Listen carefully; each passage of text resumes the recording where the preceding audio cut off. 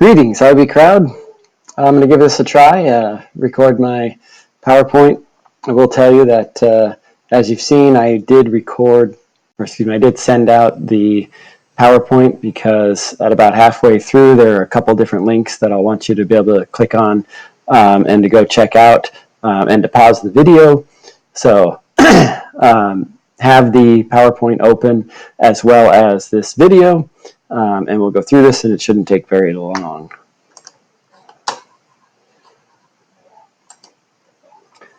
All right, we clearly are looking at Chapter 2, Global Spread of the Cold War. Here's our time frame, 45 to 64.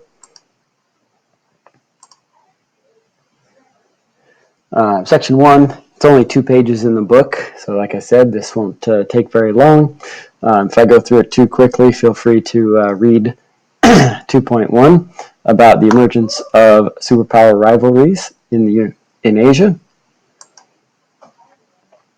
So as we get into this, the Soviet Union and the United States in East Asia during the Second World War, it's clear that the British and the Russians were much less concerned about Asia than the United States. Of course, they were busy wrapping up World War II in Europe during this time frame, so really dragging their feet on following through with their promise to help us in Japan. While that was going on, the United States was backing Chiang Kai-shek, gentleman here, of course, in the picture at the microphone,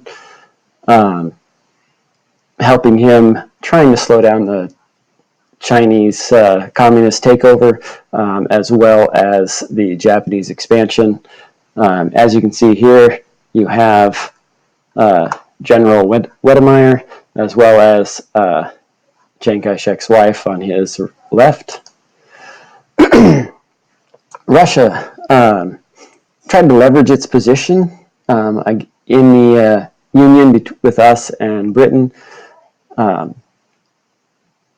really kind of dragging its feet on getting over to the fight with Japan, but also trying to get concessions from us to join into the fight. To make that happen, Roosevelt promised, I'll probably mispronounce it here, but the Sakhalin Islands, as you can see here, just north of Japan, as well as the Kuril Islands, right next to Japan, right here. The other thing they really wanted was a warm weather port that didn't freeze in the winter, so we also promised them Port Arthur and Darren, as you can see right here, right next to Korea. We also promised them Outer Mongolia, not to be in their possession, but to remain within their Soviet sphere of influence.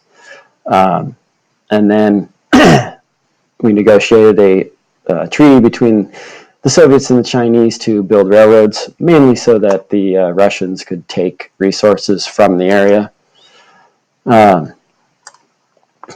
Roosevelt felt that the demands were reasonable. At the time, he also didn't have the bomb ready, so he believed that as long as they followed through with their promise to get involved in the war within 3 months of the fall of Germany and Germany's unconditional surrender, that these were reasonable demands for Russia to make.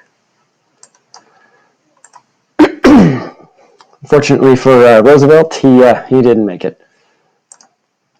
Feel free to pause the video here, watch this short little video. It's only 3 minutes long. Nice little video to show how we led up to the funeral, but also who was there and all the big players for the United States at the time.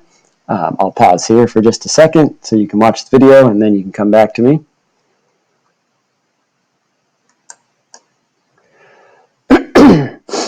Once Truman took over, he saw what the Soviet occupation was doing to Germany, and feared what it would do if that was implemented in Japan. Truman looked for ways to keep Russia out of Japan, which is why he leaned towards the bomb once it became available. And we will continue with another video here in just a moment.